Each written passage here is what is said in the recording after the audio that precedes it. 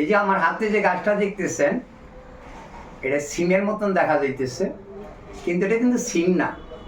আমরা গ্রামের ভাষায় বলি, গ্রামের ভিতরে আমরা বলি, একে বলা হয় বান্দরুলা এবং বিলাই সঙ্গী।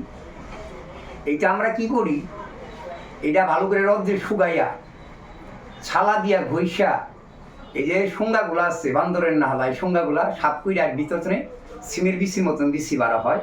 কবিরাজিতে বলা হয় যাকে বলা হয় আলকুশি। এইসব আমরা ওষুধে খাটাই ওষুধ তৈরি করি। ওষুধ তৈরি করা এত সহজ না, দেখেন কি ওষুধ তৈরি করতে হয়। এর নাম হলো আলকুশি, গ্রামী ভাষায় বান্দরুলা এবং বিলাই সঙ্গী বলা হয়। এরকম অনেক ধরনের ওষুধ আছে, যেমন বান্দরুলা, আলকুশি, অশ্বগন্ধা, তারপরে শিমুলের মূল, তারপরে পিপল, সমুদ্রের ফেনা, হ্যাঁ, এইসব দিয়ে আমরা গাছান্ত ফর্মাল দিয়ে আমরা চিকিৎসা করি। আমাদের ওষুধ কোনো সাইড এফেক্ট নাই, এটা স্থায়ীভাবে কাজ করে। যোগাযোগ করবেন জামালপুর তাইজউদ্দিন কবিরাজ।